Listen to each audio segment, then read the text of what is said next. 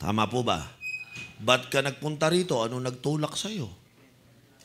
Ano kaya ang nagtulak kay Bishop Uriel? Ba't nagpunta dito? Life is all about tulakan. Paano kung walang tulak? No? Are you listening? Matanda ka na, nagpupunta ka rito. Ano nagtulak sa'yo? Ang dami mong labada, dito ka pa nagpunta. Di ba? Abay, batang-bata ka pa, dito ka na. Ano nagtutulak sa'yo? So, life is all about tulak. Say amen. Isang mayaman na mayaman. Mayroon siyang isang magandang anak na dalaga. Sa sobrang yaman niya, tapos yung parang istorya ng mga, di ba, mga drama, yung babae, di makapag-asawa kasi sa sobrang yaman, walang naglalakas loob. Nakadinig na ba kayo ng ganong istorya? Yung bata, anak ng mayaman, dalaga na, gusto na nung tatay mag-asawa, walang nanliligaw. So tinanong ng ama, anak, mukhang tumatanda, may edad ka na. Nasa 25 ka na. Ba't hindi ka pa nag-aasawa? Bay, gusto ko rin makakita ng apo. Alam mo, sabi ng dalaga, tay, mayamang ka, mukhang natatakot yung mga nanliligaw sa akin eh. Siyempre, mayaman ka. Kung yung mga manliligaw sa akin, hindi kasing yaman mo, magdadalawang isip. Hindi, anak, hindi naman ako ganun eh. Kung sino magustuhan mo. Dali yung sabihin sa inyo yan. Tayo ganito na lang. Ikaw na pumili ng mapapangasawa ko. Sa kamay mo na ilagay. Sabi nung tatay, anak, huwag naman. Baka yung mapili ko, hindi yung magustuhan. Hindi, papag-aralan ko. Basta na mag-decide. So, yung tatay nag-decide, sabi, lahat ng binata dyan, lumapit dito. Tinawag lahat ng binata. Nagtawag. At sabi sa binata, yung magpapakontes ako sa inyo. Ang sino mang nalo, kayong mapapangasawa ng asa ko. May libre pa kayong lupain at kayamanan. Yung mga lalaki, nagkatinginan. Ano kayang contest to? Languyan lang naman ang contest. Kung sino pinakmabilis na lumangoy, siya panalo. Grabe. Andun yun, sa may aklan na tayo, bro eh. Yung mahabang swimming pool. Hindi ilog, swimming pool. Mayaman eh. Swimming pool. So sabi, ang sino mang makalangoy mula dito hanggang doon, yung mauuna, siya ang panalo. Bibilang ako ng 10. Yung mga lalaki, naghanda na lahat. 1, 2. Ako, ready na. Sabi na sa pare, ang ganda nung chicks. May pera ka na, maganda pa. 5, 6, ang 7, binuksan yung swimming pool. May mga lumabas na buhaya. Ang dami. Ang iniisip ng ama, yung talagang gusto yung asawa, yung anak ko, talagang tatalon. Pag 10. Pagbilang ng 10, walang tumatalon. Siya nga naman, yung mga gutom na bayawak doon eh. Sabi nung tatay, dadagdagan ko ng isang magandang kotse. Bigla may tumalon.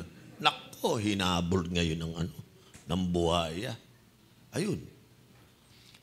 Takbuhan na rin yung iba, pero hindi makatalon. Yun, yung isa lang ang tumalon, siya yung panalo. Hindi inabutan ng buhaya. Palakpakan ngayon, pambira. Tol, ikaw nanalo. May maganda ka ng syota ngayon. May pera ka pa, may kotse ka, grabe ka. Jackpot! Dumating yung mga vloggers, binlag ka agad siya. Yung mga media, GMA7, nagtawagan ka agad. Ano masasabi mo? Sabi niya, humihingal pa eh. Ano ba? Ano masasabi mo? Ngayong ikaw ang nanalo. Sabi niya, isa lang sana gusto ko sabihin eh. Gusto ko malaman kung sino yung tumulak sa akin. Minsan, may mga ginagawa kang bagay na imposible kasi may tumulak lang sa'yo, di ba? So, tulak is life. Tama po ba? So ano ang nagtutulak sa'yo? Di ho ba? Tapos, nagpastor ka. So, ang pastor, ano ang nagtutulak sa'yo? Nagpastor ka eh. Whether pastora ka o pastor ka. Di ba? Ano nagtutulak sa inyo? Ba't kayo nandito? Alam niyo, isang magandang tanong yan eh. Kasi minsan, ang tulak na lang natin, tinulak lang naman ako eh. Di ba ganon?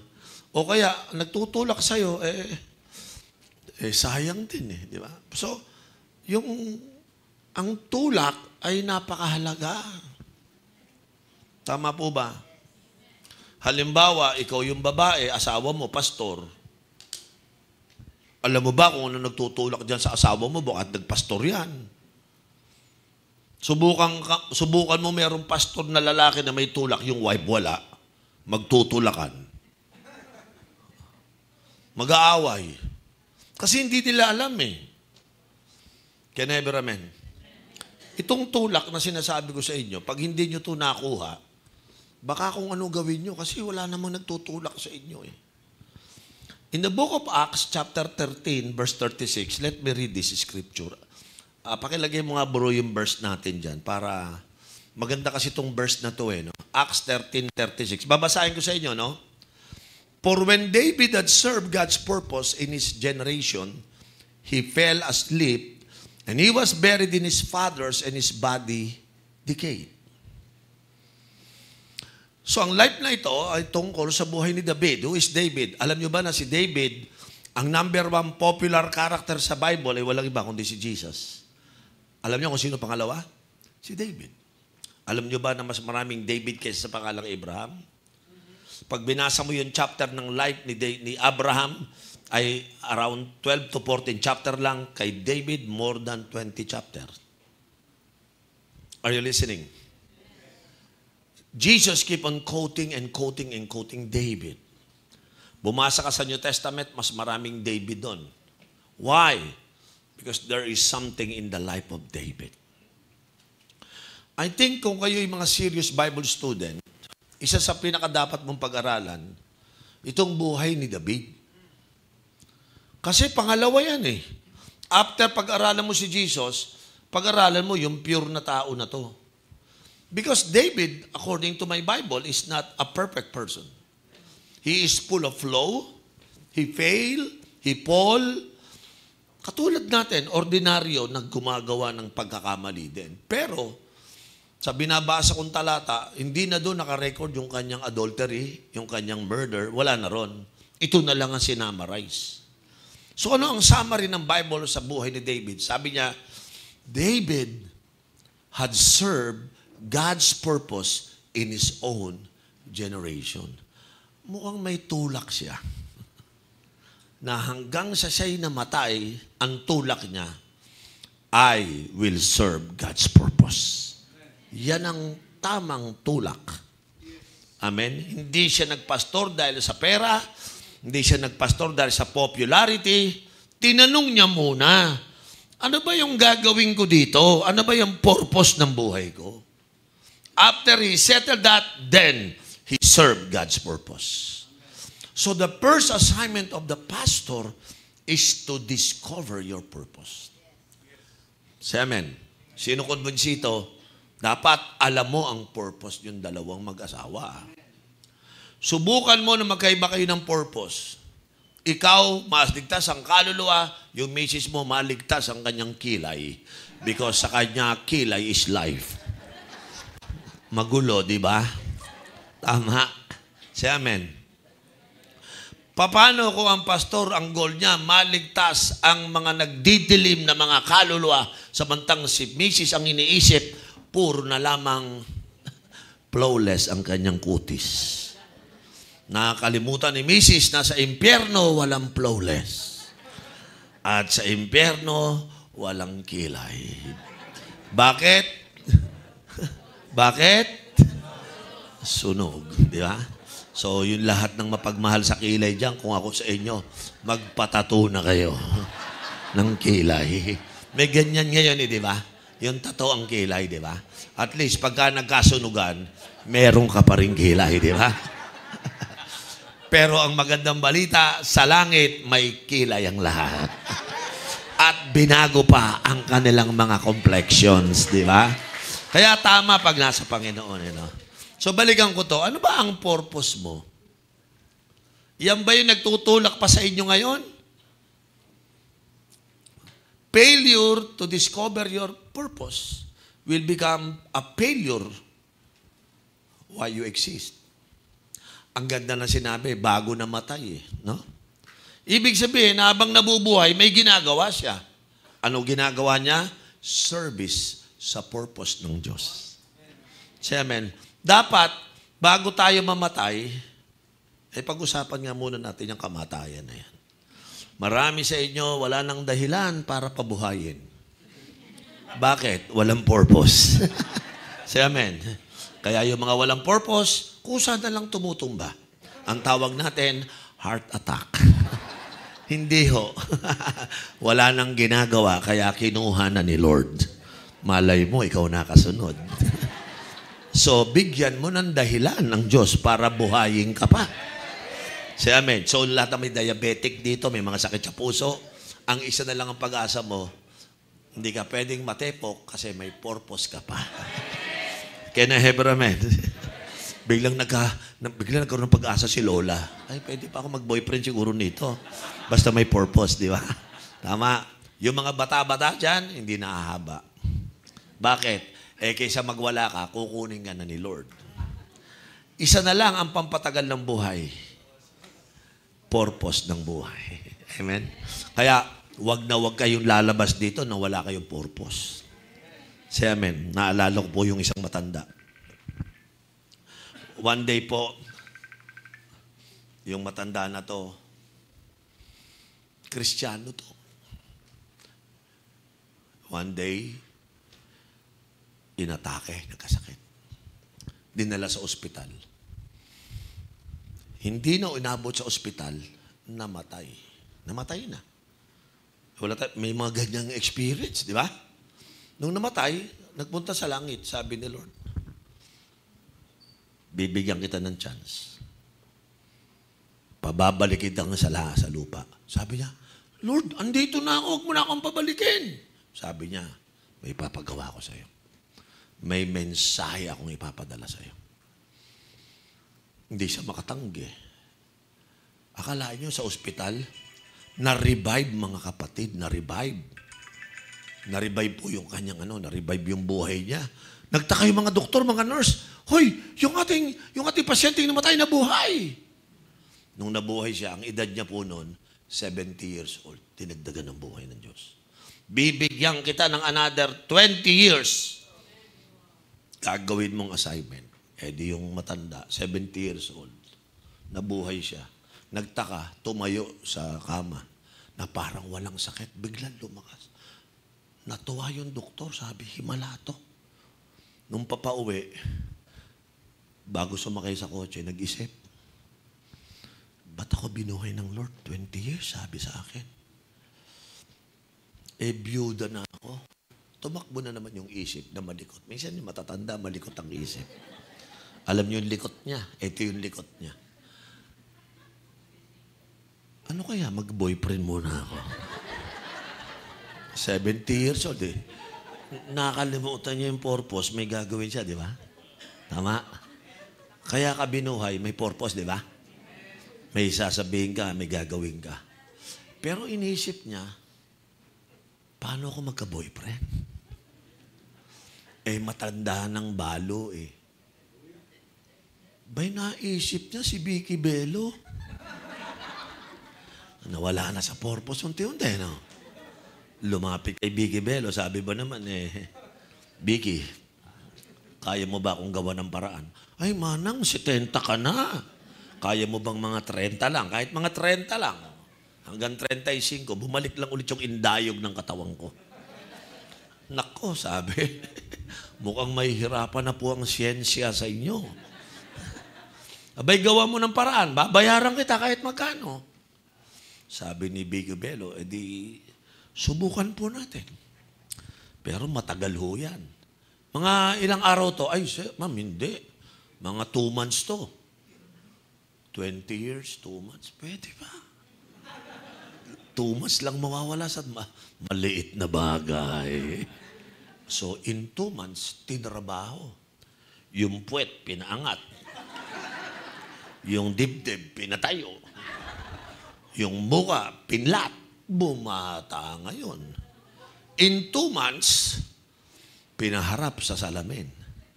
Pagharap niya sa salamin, sabi, nabigla siya. Aba, Vicky, bumata ako. Tumalab naman po yung lahat ng ating ginawa Congratulations. Ako, tuwan-tuwa siya. Sabi niya, magkano to? Binayaran lahat. Tinawagan yung driver, uuwi na. Hello, nasaan ka? Sunduin mo na ako dito. Ma'am, nasa probinsya ako. Hala, paano ko uwi? Ma'am, mag-grab na lang kayo. Siya nga naman, may grab. Pero nagpaalam siya kay Billy kami, lumabas doon sa building. Medyo ginanahan. Naglakad-lakad, nag-passion show. Yun talagang ganadong-ganado. Hanggang sa tumatawid. Pagtawid, nasagasaan. Patay. Akalain mo, ang daming repair, masasagasaan lang. Patay. Truck na kasagasa Yan ang sinasabi ko. Siya, amen. Naintindihan nyo na ako ngayon. Bumalik ngayon sa Panginoon. Nagreklamo, Panginoon, bakit naman ho ganun? Akala ko ba 20 years? Ba't ako namatay? Nasagasaan ako sabi sa kanya ng Panginoon, Iha, pasensya ka na. Hindi kasi kita nakilala.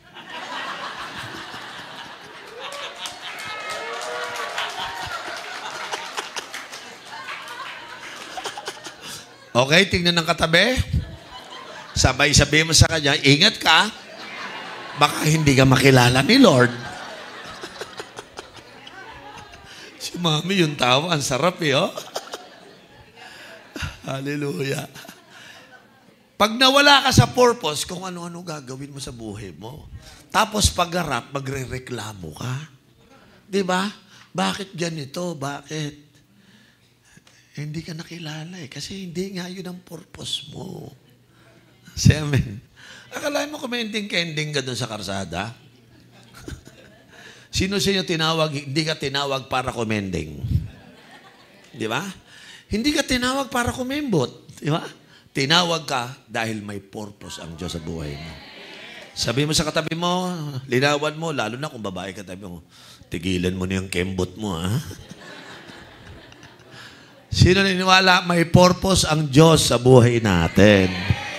Yan ang una nyong i-settle sa life nyo. Alam nyo po ba na maraming mga pastor ngayon maaring wala na ang purpose sa'yo? Halimbawa, paano ko malalaman ng pastor wala ng purpose? Yung bang simbahan mo hindi na lumalago, hindi ka na naantig. Wala ka ng purpose. Pinagpastor ka kasi may mga taong ililigtas. Ba't ngayon ikaw na ang nililigtas? Kasi ikaw mismo nawala. Di ba? Tama.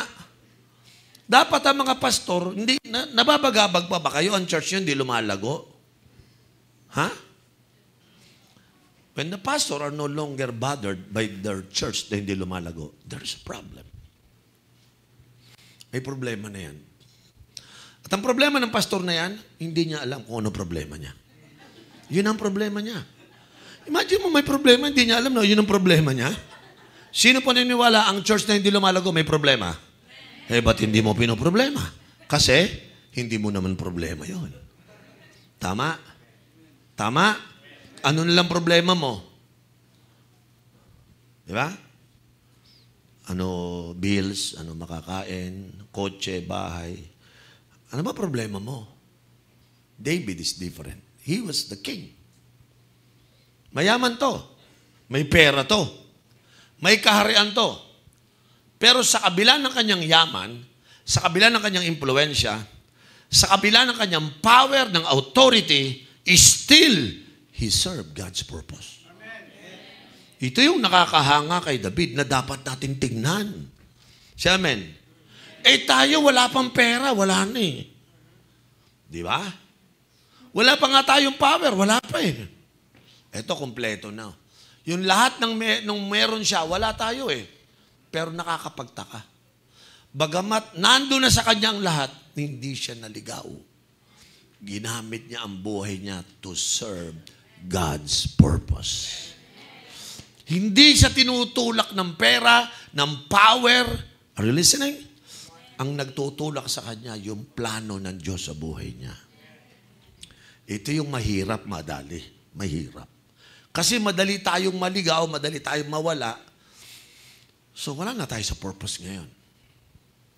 Kailan nyo pinag-isipan, ako'y namangha sa asawa ko dahil nung ako'y nagpastor, wala akong sweldo eh.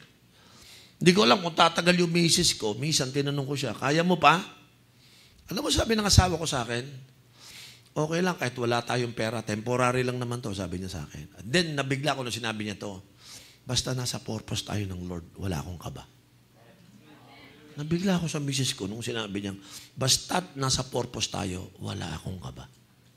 Kakabahan lang ako, pastor, pag wala ka na sa purpose. Sabi niya, kahit walang pera, basta nasa sentro tayo ng kalooban ng Diyos. Kaysa magkapera tayo, na wala na tayo sa purpose ng Lord. May point. Sabi ko, may pension, may buti na lang. Di ako nagkamali ng napili. No, yung iba, tinanong yung isang pastor, Pastor, kung bibigyan ka ng chance, mag-asawa muli, si Mrs. ba, pipiliin mo ulit yan? Gandang tanong yun, ha? Tanungin ko sa inyo ngayon yan. Kung kayo po yung mag-aasawa ulit, bibigyan ng chance,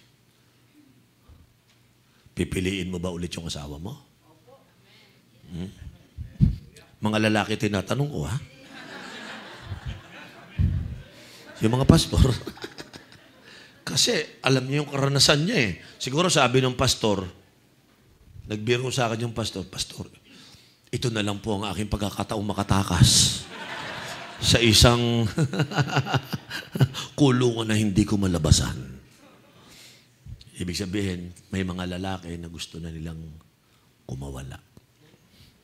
Tanungin natin naman ang misis. Sabi nung isang misis, ito na lang ang chance ko. Sawang-sawa na ako sa buhay na wala kang inaasahan. Again, ano ba ang nagtutulak sa atin? Ba't ka nagtsatsaga? Ba't kahit walang pagkain, walang ulam, walang bahay, umaarya ka pa rin eh? Bakit? Ano ba nagtutulak sa'yo? Isa kang misteryosong babae. Walang sweldo, nagpapastor. Paano na yung maintenance ng beauty mo? Paano na yung daily mo? Di ba? Pero diyan ka hanga. Basta't may mga purpose, sila yung parang ever ready, lakas na tumatagal. May parang baterya. Say amen. Parang ang buhay mo, Rexona, it won't let you down. Amen po ba, mga kapatid? Sabi siguro naman, dahil patawa ngayon ni Bishop Orella, mukhang ganado. Sa totoo lang, mga kapatid, ang purpose, ito yung talagang ugat na nagtutulak sa atin. Yung parang gusto mo pang ituloy kasi may purpose eh. Yung may sakit ka, inom ka ng gamot. Yung may sakit ka, babangon ka kasi may purpose ka eh. Yung iba na nararamdaman eh. Sakit na tuhod, masakit na balakang, tumataas na yung sugar. Lord, kunin mo na lang ako, huwag mo na akong patagalin. Bakit? Wala nang ang dahilan eh. Wala nang nagpupush. Wala nang nagtutulak sa buhay natin. Naintindihan niyo ba ako, mga kapatid?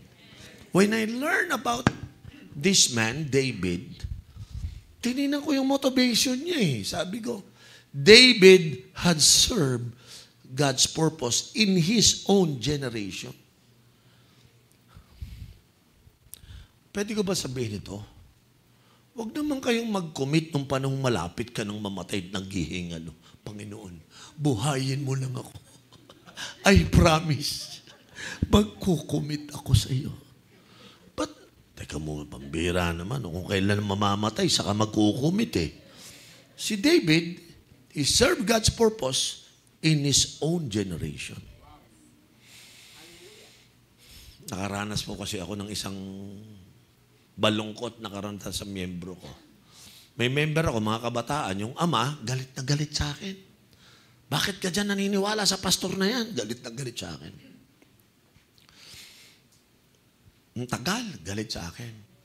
Sinisira ako sa mga anak niya, pero yung mga anak niya hindi natitinag. Naturuan ko ng purpose eh. Ang hirap tinagin ng mga may purpose. Ang hirap itumba.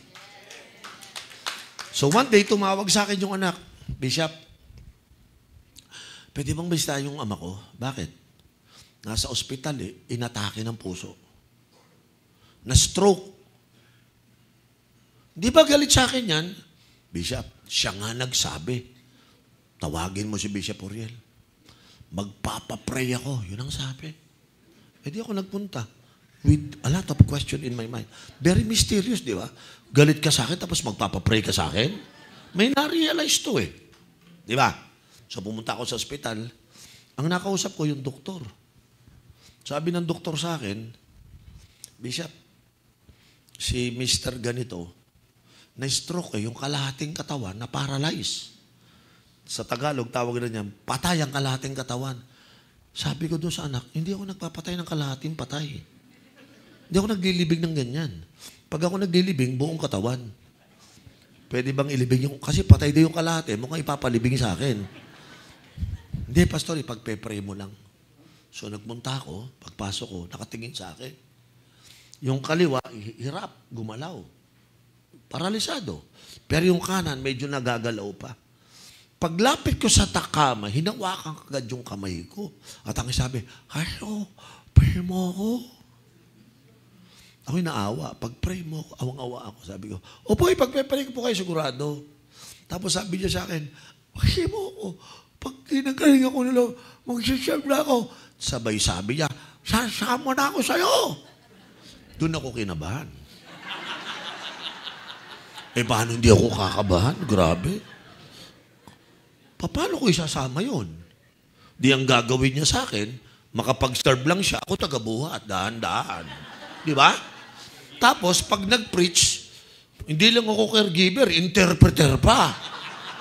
Baka mo ko mahirap yun So, nung nag-iisip ako, pagsasaya ako kay Lord. Okay? Sasama ako sa'yo. Caregiver ako nito. Pangalawa, interpreter. Ikaw, anong prayer ang gagawin mo?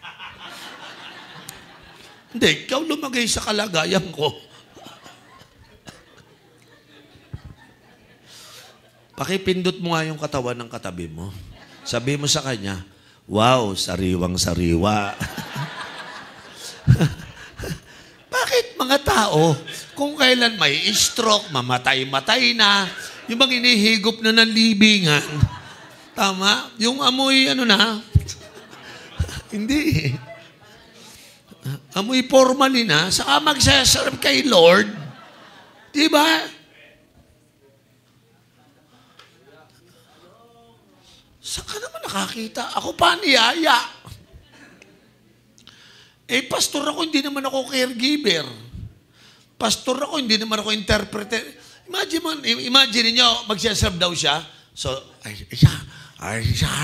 tara, tadaan na, baka madali ka ba dyan, baka matuloy ka. Pero yun ang gagawin sa akin. Yun, nag-pray na lang po ako. Si Lord naman, sinasigot naman ang panalangin natin. Lord, kunin mo na lang to, Lord, baka madamay pa ako dito. Sino gusto magpa-pray sa akin? After 3 days, tepok. Hindi, true story namatay after 3 days. Of course, wala naman sa heart kong patayin yun.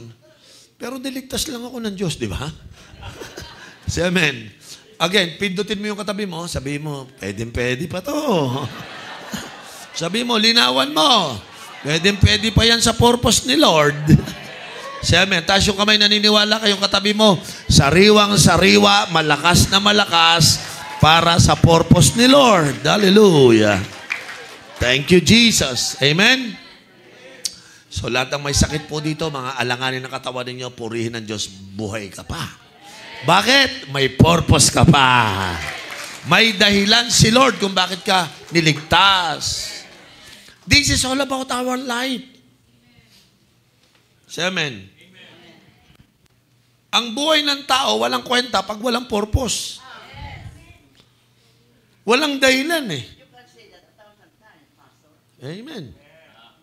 Hindi pwedeng wala eh. Talagang dapat merong purpose. Parang walang kakwenta-kwenta buhay ko kung wala akong purpose eh. Sa amen. Eh yung isa nga nangarap kotse eh. Second hand lang. Nakabili. Tuwan-tuwa. Ang problema sa mga tuwang-tuwang nagkakotse, nung nasisira na, nagpe-pray sana, iba naman. Grabe, may pangalawa. Di ba? So, bumili ng pangalawa. Mas bago. Nasisira pa rin. Bumili ulit. Brand new. Say amen. Eh, gumaganda buhay. So, 3 na kotse niya. Isang brand new, 2 luma. Eh, umangal yung misis na liliitan. Bumili ng mas malaki na naman. O, 4 na. Ngayon po, 10 na kotse niya. At ngayon, naghahanap pa ulit ng iba. Alam niyo kung bakit? Pag nagkakotse kayo, hindi kayo masasatisfied. Pag nagkabahay kayo, hindi kayo masasatisfied. Alam niyo kung bakit? Bakit hindi masasatisfied kahit marami kang kotse? Kasi yung puso mo ang problema eh. Your heart was created not to become a parking lot. Hindi naman parking lot ang puso mo. Ba't mo pinupuno ng kotse? Ang puso mo ay tahanan ng Diyos at ng mga layunin ng Diyos. Pag yan ang inilagay mo dyan, masasatisfied ka kahit naglalakad ka lang. Say amen. Tama? Yung satisfaction mo, dun sa pinagagawang assignment sa'yo ni Lord.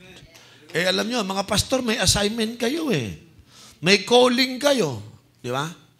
Yan ba'y nagpapatibok pa ba ng puso mo na sumasaya ka? Di ba? May mga pastor kasi nang papatibok, hindi na puso eh. Pinatitibok ng piso.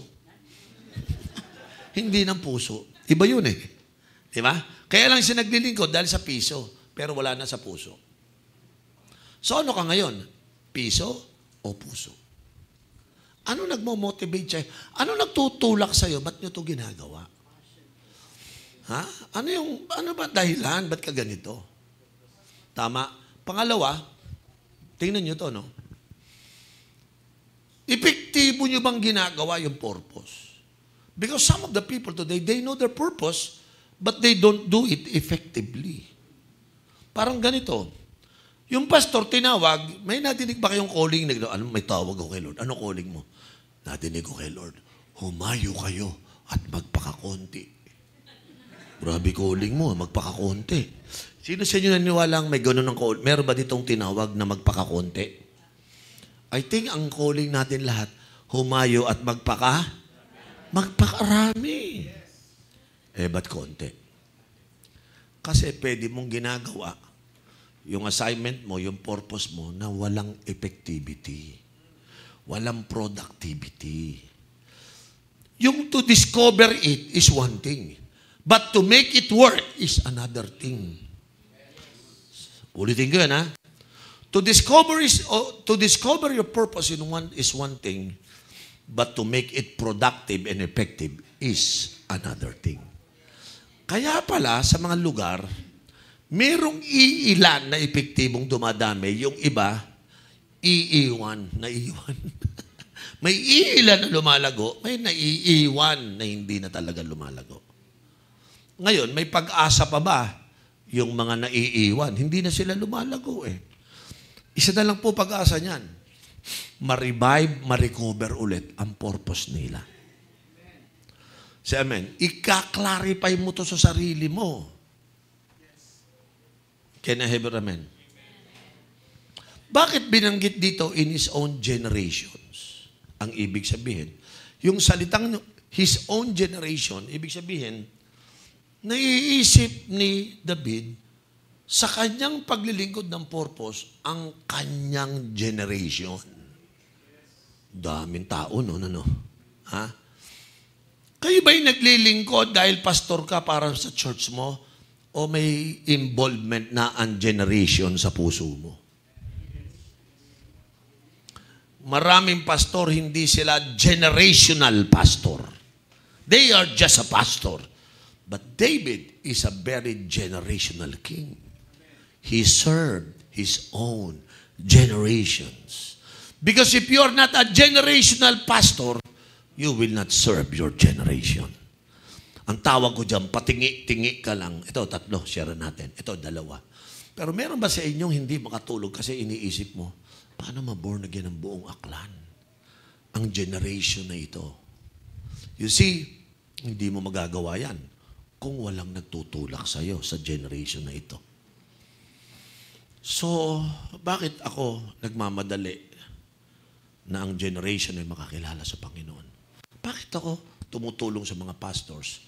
Siguro ang tataka kayo, bakit si Bishop parang sa iba't ibang lugar? Alam niyo kung bakit ko ginagawa to? Una, hindi ko kaya gawin lahat. Kaya naghihimo ako, nagyaya ako naman, let's work together for this generation. Kasi inamin ko na hindi ko kaya mag-isa eh. Tama? Kung merong pastor dito, nagsasabi kang kaya mo mag-isa, sana magtagumpay ka. Sa kabilang buhay. Hindi mo magagawa dito yan. Are you listening? Dito, ang assignment na ito sa atin lahat. At walang magaling na church na magagawa niyang maging buong church niyang buong aklan. Malabo. Isang denomination, malabo lalo. Ito, ipagtitipon ng lahat na tama ang purpose sa puso nila. Kaya para sa akin, it's not about our denomination. It's not our own church. This is about the church of Jesus Christ. Say amen. Kaya ako, nakontento na ako sa G12 po, walang membership. Sabi ko, walang membership dito? Pag sumama ka sa G12, wala kaming pinipirma na membership. Dahil walang membership, wala rin pong monthly dues. Wala rin pong 10% tithes. Yung mga nangunguha ng 10% na tithes na G12, tinanggal na po namin. No? Pinagalitan namin. Kasi wala po sa Code of Ethics ng G12 na humihingi ng 10%. Yung mga tithes of tithes na tinatawag. Wala akong ganyan. Kalokohan lang yun. Pag may mga G12 pastor na nanghihingi sa inyo, sumbong nyo sa akin, tatanggalin na natin yun. Automatic. Matik na yun. Pag nahuli ko, tinatanggal. Alam nyo kung bakit? That's not our purpose. Our purpose is to save this generation. Are you listening? Unfortunately, hindi ko kaya mag-isa. Hindi kaya ni Pastor Pastor Siki mag-isa. Hindi kaya ni Pastor Rodel mag-isa. Umamin na tayo. Hindi natin kinakailangan. If we want to save Aklan, we have to learn to receive the purpose of God as a church. Amen. Naniniwala ko, bibigyan ni Lord ng powerful anointing yung mga pastor na malinaw ang purpose ng kanilang buhay. I'm not here to protect a denominations. Stop doing that. The only thing that you need to protect is your assignment and the purpose of God. Say amen. Uso kasi yun ang takutan eh. Kaya yung ibang denomination, tinatakot nila yung mga pastor nila. Like for example, ewan ko kung uso sa inyo, sa amin sa Maynila, ganyan. Pag hindi ka sumunod sa amin, tatanggalan ka namin ng lisensya.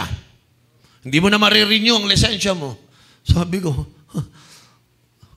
3 taon na po akong pastor, wala akong lisensya. Wala namang humuli sa akin. Paano ka na-convince na hindi ka makapagpastor kung wala kang lisensya? Sino may sabi sa inyo? You see, manipulative people will manipulate you. When you are a man of purpose, it is God who gave you the license. Not men. Say amen. Ngayon, kung member ka ng denomination, bibigyan ka talaga nila ng license. Which is good. Hindi ko sinasabing masama. Pero hindi nila pwedeng sabihin, hindi ka na makapagpastor.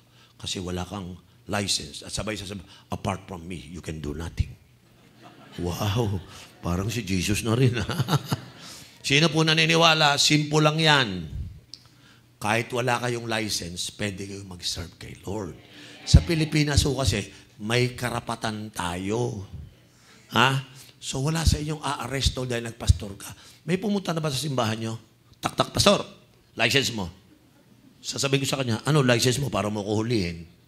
Wala naman sa batas yan. So wala pong inuhuli dahil walang license. Kahit sa kayo magpunta mag-preach, wala sa inyong uhuli. Wala sa inyong magbabawal. May freedom of religion sa Pilipinas. Ang religious people lang ang nagbabawal sa iyo. But God is the one who called you for this purpose. Say amen. Ngayon, kung tatakutin kayo, simple lang, mga practical, legal, magpa-register ka ng sarili mong sect, tingnan mo, legal ka na. Tapos, walang, ano po yun, walang ganong gastos yun. Ang ibig ko sabihin, pag gumagawa kayo ng purpose, tutok na kayo. Kasi kayo ang tinawag ng Diyos. Si Amen. At walang pipigil sa yung boss, denomination, o sino man, pumunta kayo doon. Pag namroblema sa legalities, tulungan ko kayo. Sabihin nyo sa akin. Ha? Meron tayong Philippine Council of Evangelical Churches na tutulong sa inyo. Walang dapat nagtatakot sa inyo na hindi ka na makakapagpastor kasi wala akong pirma. Wag ho yun. Mali ho yun. Hindi tama yun. Malaya tayong gagawin ang purpose ni Lord sa ating generations. Can I ever amen? In fact, kung may pipigil pa sa akin, sabihin ko sa kanya, baka mali ang ginagawa mo. Di ba? Lahat ng tinawag, pinili kayo ng Diyos. Si Lord ang nabigay sa inyo ng license, ng permissions, ng calling. Amen. Ang tsapa ko, si Lord. Pag ginanong ko yung tsapa ko, asan ang license mo? Ikaw, asan ang license mo para setahin mo ako? Sino ka ba? Ako yung tinawag ng Panginoon. Si Amen. According sa Constitution, meron akong freedom of expressions, meron akong freedom of religion. I can choose whoever I want to believe. Nobody can stop me because the Constitution gives me the right. Say Amen. Ngayon, kung may pastor ako, pinapastoran ko, edi i-register ko sa SEC. Di ba? Sino sa inyo ang church yun nakaregister sa SEC? Tama yun. I-register nyo sa SEC ang mga simbahan ninyo. Huwag kayong papayag na nakaregister sa langit. Ang unang registration sa langit, ha? Huwag sa lupa. Tatakutin kayo ng mga taga-lupa. Alam ko, 36 years na po akong pastor. Wala akong hininga na lisensya. Pinaregister ko lang yung church ko sa SEC. Ibig sabihin po ng register sa SEC, yung SEC, recognize ng government yung pastor ko, yung pagpapastor ko. Wala na. Wala rin naman akong ID dahil ako yung, wala akong ganun. Lahat ng pastor po namin, wala rin silang mga license. Ang alam lang namin, we are legally registered sa gobyerno and that's why we can do it. Amen? Sa mga probinsya, kawawa yung mga pastor, tinatakot lagi. Huwag mo kayo mapatakot. Pwede kayo mag-serve kay Lord with or without permission of the people. Because the only permission that is valid is the permission to preach by God to you. Binigyan ka. Sino naniniwala? Binigyan ka ng permission ng Diyos. Yun. So wala na rito sa aklan na tayo ay walang license o walang pinagkaiba. Ang pinagkaiba mo lang may ID ka. Remember this. Religion always wanted membership.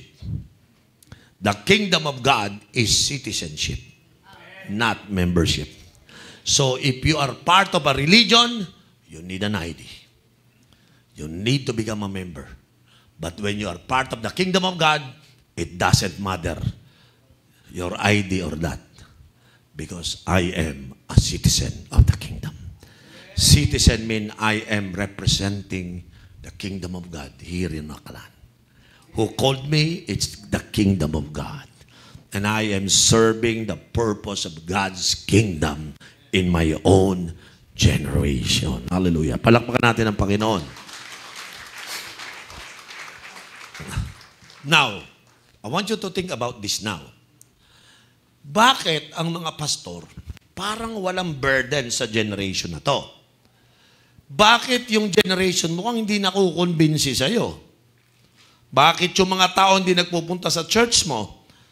Ang purpose ni Lord is for the sake of this generation. Di ba? Kahapon, kausap ko yung nag-meeting kami sa PCEC. Ang pinag-uusapan namin, pare, tinatalo tayo ng population growth. Yung growth ng church, mabagal. Yung population growth, mabilis. So sabi ko, mas maraming pupunta sa impyerno dito. Kasi mabagal yung church growth eh. Alam nyo ba na sa Pilipinas, meron na tayong 125 million? Ang bilis dumami ng population. Nagbubuntis, nanganganak yung mga tao, ang bilis. 125 million eh. Yung church, ang bagal. Alam niyo kung ilan? 13% lang ang Christian sa Pilipinas. Hindi ka pa sigurado kung sino totoo doon o religious lang. So when we said 11 to 13%, grabe, halos meron pang 88% ang di pa born again. Eh kung ma-born again yun, puno lahat ang simbahan natin ngayon. Say amen. Kaya lang, paano mo kukonbinsin yung 88%? Ha? Ano nagtutulak sa'yo para kunin yun? Sa araw na ito, isi-share ko sa inyo, ano yung nagtutulak sa akin? Pwede ko ba i-share sa inyo? Bakit? Parang may gigil tayo sa generation na to. Bakit gusto ko? Alam nyo ba, last May, pinadala ko yung mga workers namin dito, yung mga young people namin, para tulungan yung mga churches. Kasi nga, for the sake of this generation. Hindi lang kami nag-evangelize doon sa lugar namin, sa church namin, but we have to go and send our missionaries from different parts of the Philippines because of this generation. Eh, anong dahilan? Ba't mo kinukuha ang generation? Then I'll give you the reason. Natanong mo na ba to? Ano ba ang needs ng mga generation natin ngayon? Think about it. What are the needs of this generation? Napansin ko, kung if you are ignorant sa condition ng generation na ito, kaya ka pala hindi nag-evangelize. Tingnan mo lang, bakit sinabi ng Bible, nang makita niya ang crowd, he was moved with compassion. Bakit? They are like a sheep without a shepherd. Yung pala, si Jesus, pag tinignan niya ang tao, ang tinitingnan niya yung needs. Come on, say the word, needs.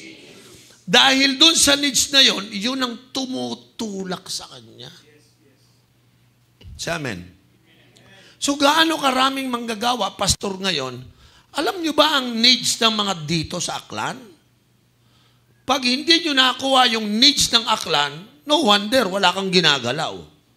Sabi ng Bible, when he saw the crowd, he was moved. Say the word, move. Isa pa, move.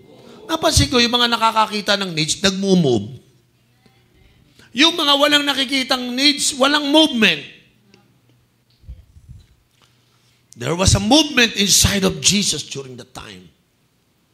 I think a church without a movement cannot accomplish anything. He was moved with compassion. What moves you? What makes you have compassion to the people? Yun ang tanong. Say amen. Nakakita ako ng mga pastor, walang movement sa church nila kasi wala naman silang nararamdaman sa generation nila eh. I think I have to share this to you. Ito yung nagmo-move sa akin. Ewan ko po kung matatanggap nyo, pero para sa akin, ito yung dahilan, ba't ako nagkakaganito? Kung bakit ganito mag-preach tong mama na to? Bakit parang ganon? Kasi po meron akong nararamdaman sa loob eh. May nagtutulak sa akin. Say amen. Kaya ako po ito ginagawa. What about us? Is there something moves you? Kasi sabi ni Christ, when He saw the multitude, pinuksan niya yung mata niya eh. Gaano karaming tao ngayon walang vision, hindi nyo nakikita ang kondisyon ng Aklan, ng Pilipinas. Kaya, when He saw the multitude, He was moved. When you saw, you will be moved. Eh, paano ka mamumove? Eh, wala ka namang nakikita. So, ipakikita ko sa inyo kung ano yung aking nakikita. Can I share this to you? Ano ba dapat makita ko? Yun ang magiging vision ko. When He saw the crowd, He was moved with compassion. Seeing vision will leads to movement of your life. When you don't see, when you don't have a vision, when you don't saw it, you will never move. Kaya isa lang conclusion ng pastor na hindi lumalago, hindi gumagalaw yan eh. Bakit? Walang nakikita, walang vision yan. But once you see the condition of the people, you will be moved with compassion. And then, ano nakita niya? He saw something. These people are like sheep without a shepherd. Yun ang sabi niya. Kawawa naman to. Para silang tupa na walang nagpapastor. Ang tupa po kasi sa Bible, yan po yung pinakatangang hayop. Pag uminom yan, hindi mo inawat, sasabog natin yan hanggang sa mamatay. So, hindi siya pwedeng painumin lang. hinihila mo yon. Yung pag nasagutan, kakaskasin niya hanggang sa lumabas ang bitukan niya, hindi titigil. So kinukuha ka agad yun ng kanyang shepherd, nilalagyan ka ng langis. Ganun ka. Pag naglakad yung bangin na, dire-diretso pa rin. Tanga eh. Tanga. Pag sa bangin, kaya kita mo, sinusungkit na lang, nalaglag na eh. Tama. Mamamatayan kasi tanga kung saan pupunta. Mamamatay talaga. Pag uminom, ganun. Ha? Pag may sakit, gusto niya, sa dulo siya. Yun, siya kinakain ng mga leon. Bakit ginamit ni Lord tong sheep? Kasi sinasabi ni Lord, ang mga tao parang tanga, nakatulad ng tupa. Kung walang shepherd, patay ito. Hindi ito mabubuhay. Kaya nahahabag si Lord. Amen? Lumabas kayo. Gano'ng karaming tao sa labas, alam niya na ang Yossi, sisirain ng baga niya, si Yossi pa rin. Tama?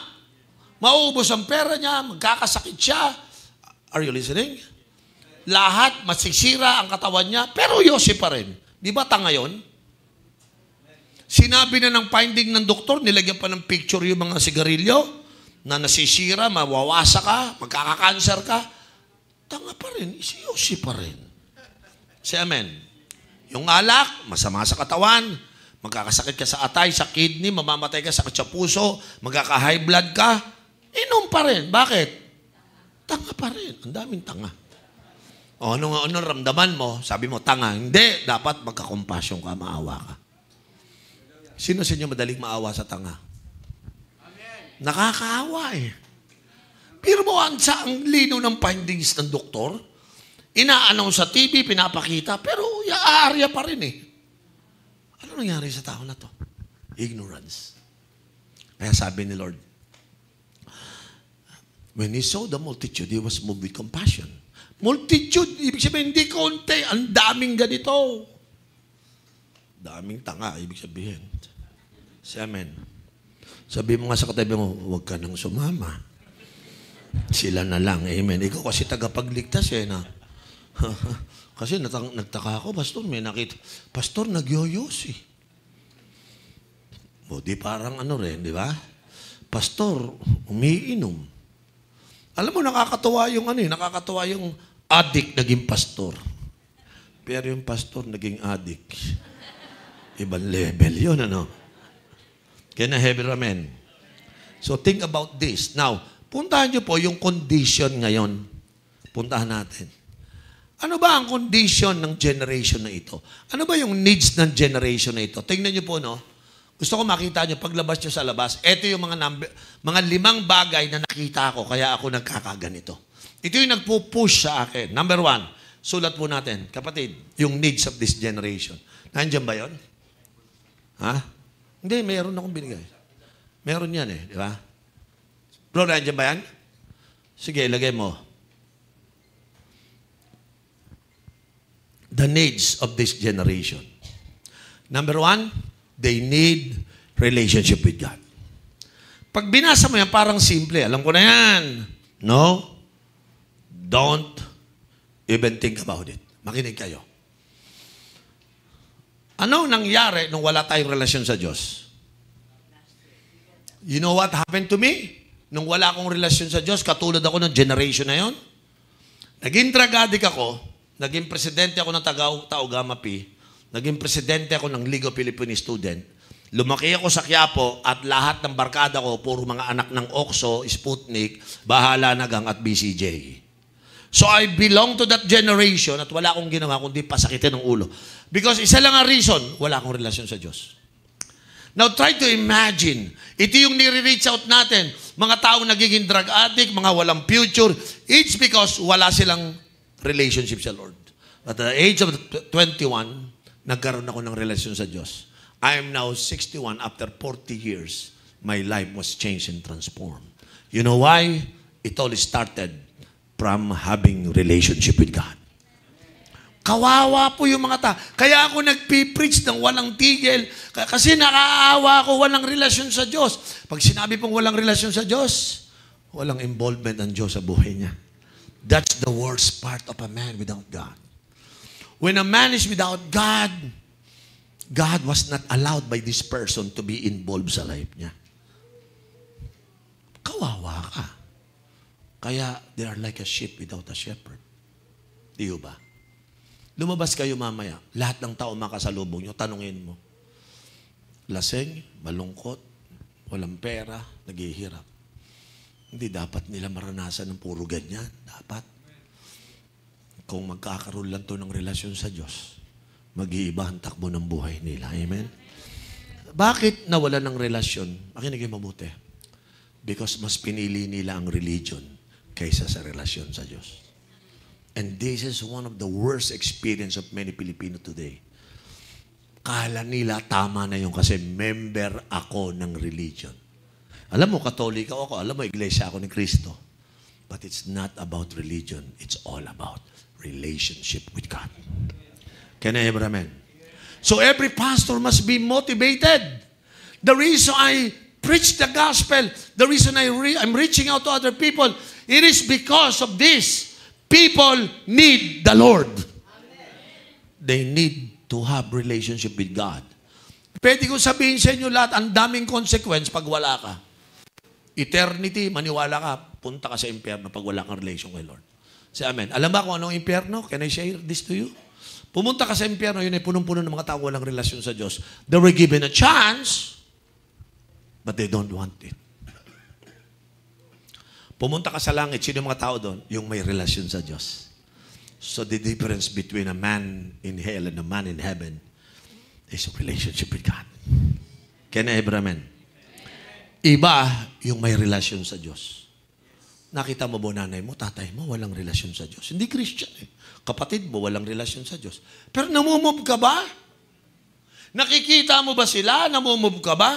Kaya pala hindi mo siya ini-invite. Kaya pala hindi mo siya sinashare. Kaya pala, why? Because your problem is you don't see the needs of this generation.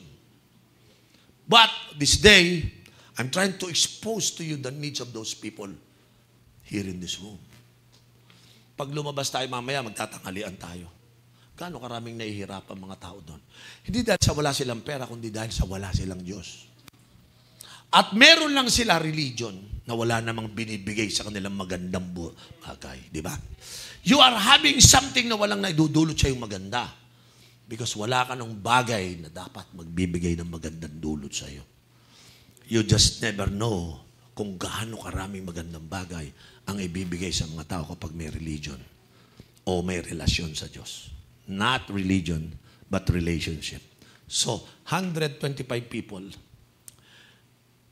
11% hanggang 13% lang may relasyon sa Diyos. After that, lahat wala na. Yun po ang target natin kaya tayo nagtitipon dito. Na mag-develop na tayo ng burden sa heart natin, kabigatan sa puso. Ito yung nagtutulak sa atin. Kaya hindi ako nagdadala ng religion sa tao. Dinadala ko si Jesus at ang kanyang banal na salita upang magkaroon ng relasyon ng mga tao sa Diyos. Can I have amen? That's the reason why we are here. Second problem is this. Ignorance of the Bible. They don't know the Bible. Okay? Yan po yung pangalawa. No? Wala silang understanding and pagsunod sa salita ng Diyos. No? Wala siyempre, dahil wala kang alam sa Bible, ano gagawin mo? So, hindi mo alam yung mga principle because wala kang understanding. Tama po ba? Hindi mo alam paano mahalin ang asawa mo according sa Bible, inaaway mo ang asawa mo. Hindi mo alam ang gagawin mo sa bata, sabi ng Bible, train up a child, so hindi mo ginagalaw.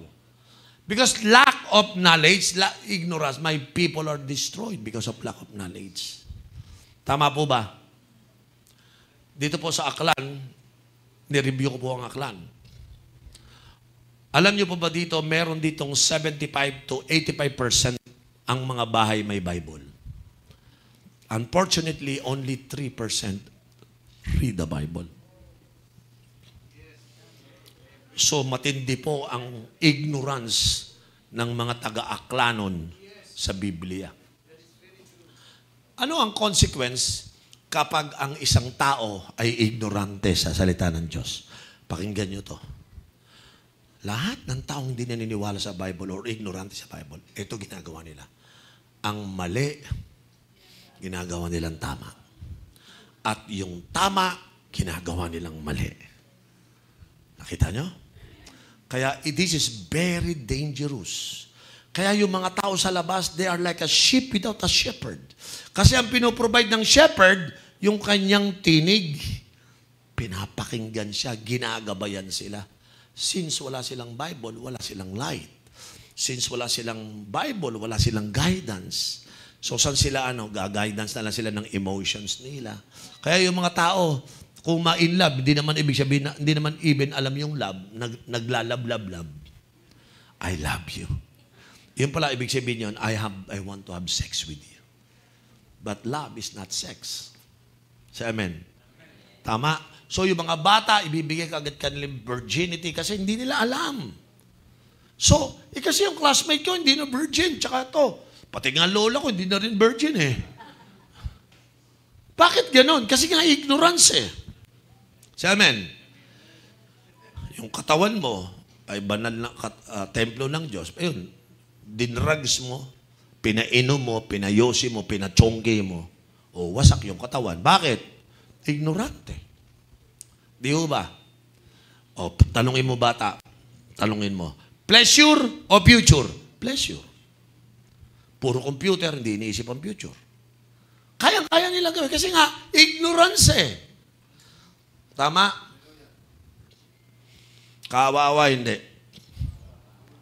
Are they like a sheep without a shepherd? Wala ka ng relasyon, di ka marunong sa Bible, patay ka na. Can I ever amen? Imagine mo, mapalad tayo sa lugar na ito dahil tayo ay inabot ng Diyos, nagkarelasyon. Ngayon, marunong na tayo magbasa ng kanyang banal na kasulatan. Naligtas tayo, naliwanagan tayo, lamang na kaagad tayo. Say amen. Ngayon, we are protected by His Word. Ha? Yung mga Kristiyano hindi umiinom, protected ka na. Hindi ka umaano ng nagda-drugs, protected ka na kaagad eh. Pero kawawa po yung mga wala sa Diyos. Kahit mali gagawin nila kasi hindi nila alam. Say amen. That's why the Bible said, my people are destroyed because of lack of knowledge. Hosea 4:6 po yan. Mga kapatid, tingnan nyo ang kalagayan ng mga tao sa labas. Wala nang relasyon, wala pang alam sa salita ng Diyos. Ano kaya mangyayari sa kanila? Ha? Kawawa po yun. Number 3, tingnan nyo po ito. Hallelujah. They never discover life's purpose. Walang meaning, walang purpose ang buhay nila. Ibig sabihin, ang buhay nila is drink, eat, and be merry. They're like Gentiles na iniisip nila yung kanilang bahay, pagkain at damit. Yun lang. Kaya magtataka kayo, yung mga taong itong walang relasyon sa Diyos, wala silang alam sa Bible, pero maganda ang sapatos. Amen. Tama. Amen. Kaya makakakita kayo ng mga taong walang Diyos, walang salita ng Diyos, walang purpose ng Diyos, pero nakariban. Nadidinig niyo ako? You see, they begin to value the material things instead of the eternal things. When you don't have purpose, you will just eat, drink, and be merry. Anyway, tomorrow we shall die. Walang meaning ang life, walang purpose. So yung mga bata, dahil wala silang purpose, Dota na lang tayo. ML na lang tayo. Yun. Wala namang purpose eh. Di ba? Tama? Eh dahil walang purpose, walang meaning ang life, imagine mo, walang Diyos, walang Bible, walang purpose, eh di walang meaning. So ano ginagawa nila? Wala nang pangarap. Bahala na. Di ba nakakawa? Lumabas kayo mamaya. Isang tao, tingnan mo. Makakita isang tao, tanongin mo number 1. Meron kaya itong relasyon sa Diyos? Wala. So, wala itong alam sa Bible? Wala. So, wala itong purpose? Wala. Tingnan mo buhay. Kung maganda. Makita mo mukha malungkot. Hirap. Because yan ang bunga ng taong walang Diyos. Are you listening? The fool says, there is no God. The fool. They said there is no God. Kaya wala silang relasyon sa Diyos, hindi naniniwala sa salita ng Diyos, at hindi naniniwala sa plano ng Diyos. Sino dito masaya? Yung tatlo na yan, meron ka. Taas yung kamay. Salamat sa Diyos, yung tatlo na yan, meron ako. Wala lang akong bahay, pero meron ako niyan. Di ba? Wala akong kotse, pero meron ako niyan. Sabi mo sa katabi mo, meron ako niyan. Sino dito nagpapasalamat sa Diyos na magsabing, meron ako niyan? Meron ka bang relasyon sa Diyos? Meron ka bang alam sa Bible? Hindi ka ba ignorante sa Bible?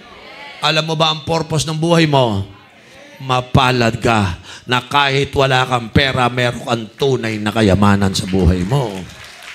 Amen? Bagamat wala kang kagandahan ng maganda sa mundong ito, ngunit ang buhay mo ay napakaganda. Sino magpapaganda ng buhay mo? Tama? Ha? Yung damit mo? Ha? Yan ba nagpapaganda sa'yo? Yung mga kularete mo sa mukha?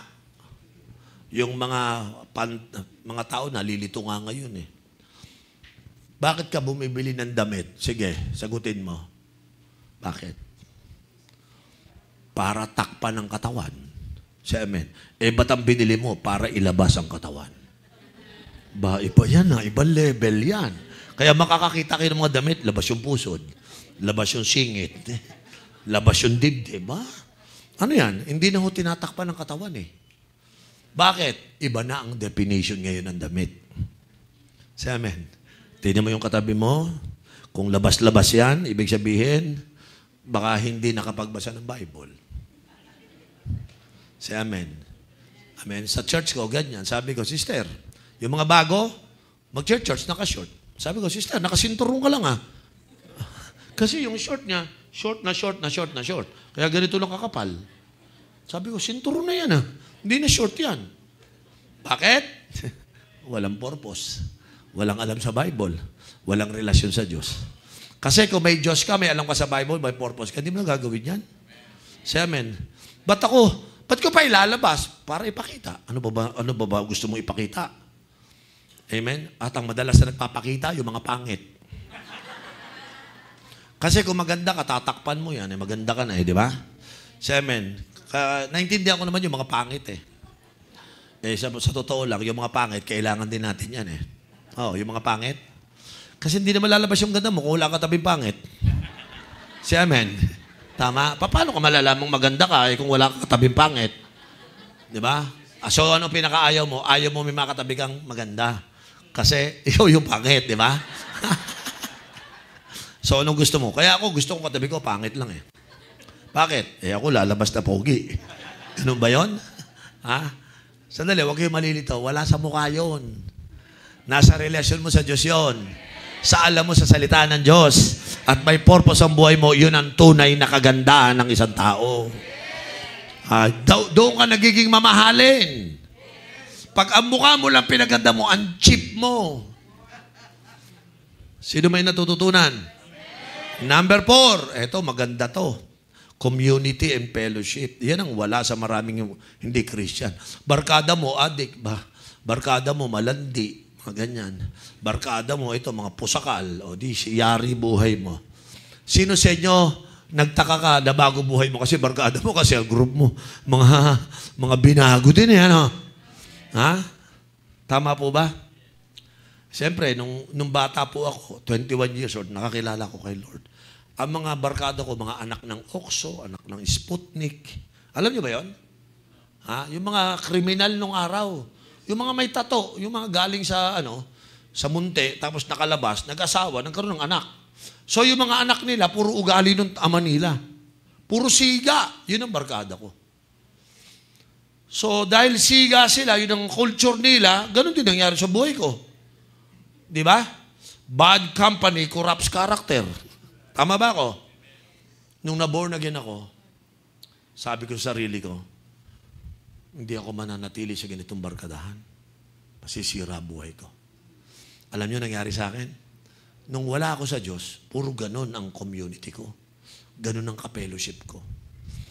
Nung makita ko yung mga Kristiyano sa FEU, mga classmate ko, mga naging born again din, yun ang ginawa kong barkada ko. Nagpalit barkada ako. Hindi ang kakayanin ng walang relasyon sa Diyos. Walang alam sa Bible. Walang purpose. Hindi mo kakayanin yung number 4 na yan. Kasi yung number 4 is a product of a man with God. A man who knows the Bible. And a man with a purpose. Kaya sasama ka sa fellowship. Kaya nagtataka ako yung mga Kristiyanong na born again, tamad magsimba, ayaw magsimba. Sino ka fellowship mo? Kaya balik sa lumang buhay. Mali kasi. They are like a sheep without a shepherd. Kailangan mo ng community. Kaya sa G12, may cell group kasi yun yung community nyo. Amen. Lumabas kayo. Tingnan yung mga tao. Sino barkada niyan? Sigurado. Kahit hindi ka na mag-prophecy, mamamatay, masisira buhay. Mapupulpil. Halimbawa, inom ka ng inom, alak ka ng alak, drug ka ng drugs. Pwede na ba ako mag-prophecy sa'yo? Pwede? Hindi. Pwede. Sisira buhay mo. Amen. Puro barkada mo, puro magugulong tao, walang relasyon sa Diyos, walang alam sa Bible. Ha?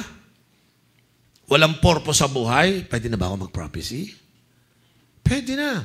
You see, that's the reason God wants us to understand the needs of this generation. Kawawa talaga sila. So, ano gagawin natin? Amen. Ang pinaka-5 matindi. Ito yung panlima. Wala silang lugar ng life's development. Ang taong walang relasyon, walang alam sa Bible, walang purpose ang life, at walang kasamang tamang tao, ewan ko lang kung ma-develop ang buhay mo. Kaya mas marami ang nagdurusa sa kahirapan. Kasi ang kahirapan ay bunga ng walang relasyon sa Diyos, walang alam sa salita, walang purpose at maling kasama sa buhay. Wala talagang development. Ano ibig sabihin yan? Kung naghihirap nanay niya, itutuloy niya lang. Kaya yung mahirap, tuloy-tuloy. Nagtataka sila. Ba't hindi makaalis? Kasi wala ka pa sinisimulan. Kaya nga, kailangan nating magsalita. Ang mga simbahan ay dapat magawa ang salitang Romans chapter 10, 14 and 15. Yan ang kailangan. Okay? Ready ba kayo basahin to? Last verse. Romans chapter 10, verse 14 and 15. Tingnan nyo to sa kalagayan ng generation na ito. Sino kaka-burden ngayon? Taas yung kamay. Pastor, tama. Kaya tayo nag-evangelize. Kaya tayo nagre-reach out. Napupuyat, napapagod, naglalakad, nahirapan. Why? Because of the condition of our generation. How then they call on the one they have not believed in? Yan ang tanong. How can they believe in the one whom they have not heard? How can they hear without someone preaching to them? So, paano sila maniniwala? Wala nagpipreach. Ano papaniwalaan nila? Wala namang nadidinig. So, tanong natin dito, nasa na yung mga magpipreach? Asa na yung willing magsalita? Na kailangan ninyo ang Diyos. Pagkatapos niyan, and how can they preach unless they are what? They are sent. You see, the church must send our people to reach out to other people. As it is written, how beautiful are the feet of those who bring good news. Ito na naman. Wala talaga sa mukha nasa paa. Sorry, sister. It's not about your face. It's about your feet. Amen. How beautiful are the?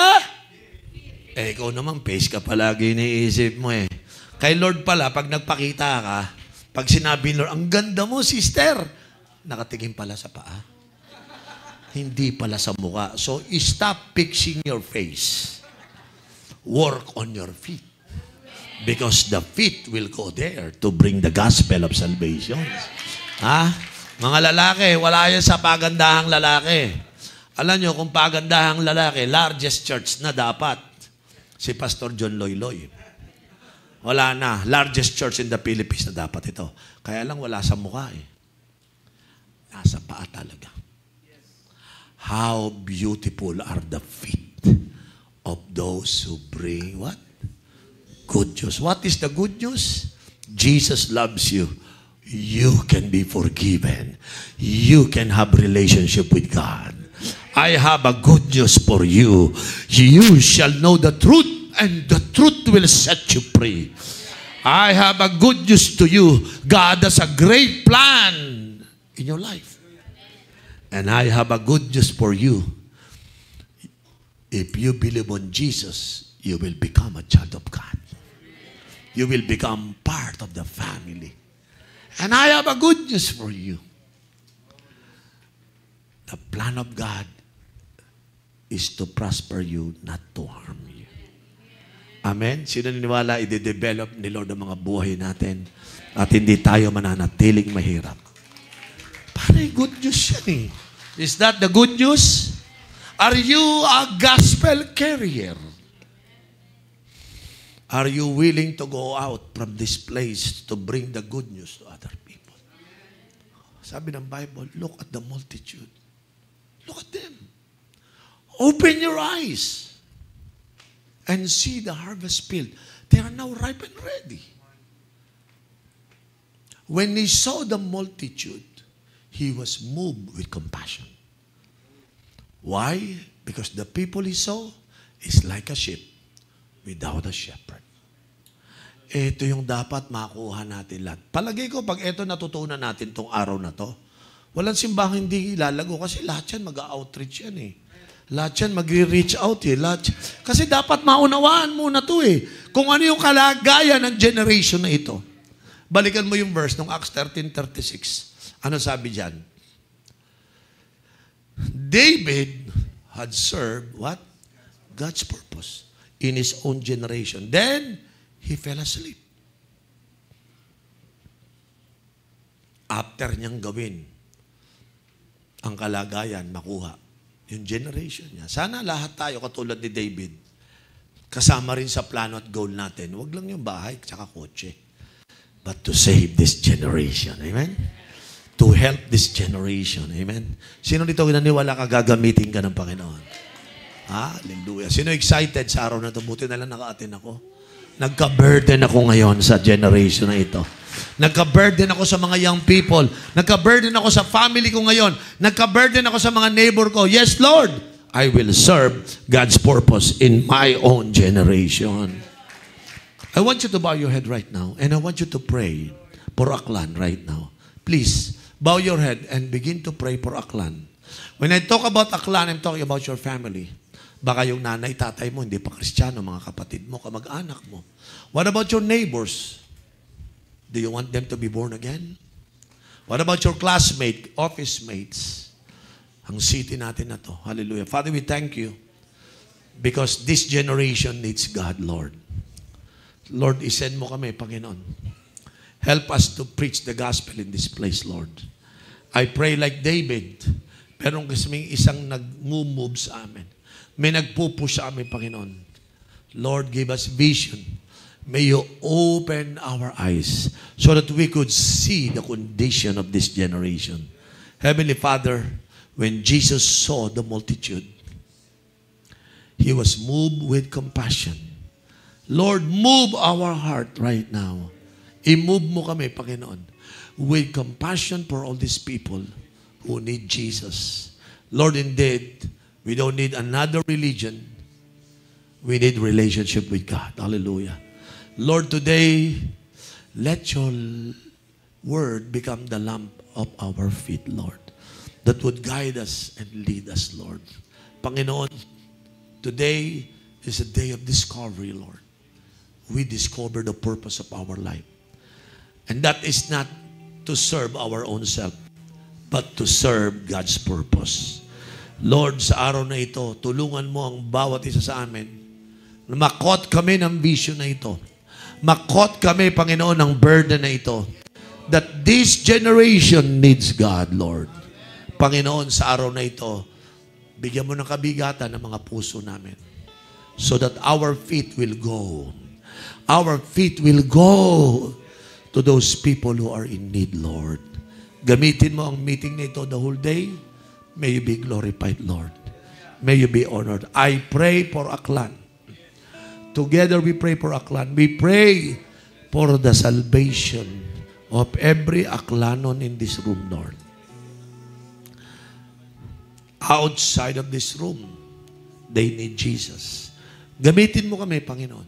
Use us, Lord, to reach out for these people. Lord, maraming salamat. Gagawa ka ng himala at revival sa bayang ito. And one day we will see, Lord, multitude will be coming to know you. They will make Jesus as their Lord, Jesus to become their shepherd, Lord. Salamat, Panginoon, sa gabi, sa hapong ito na tinulungan mo kami. Father, save our nation, Lord. In Jesus' name, amen and amen.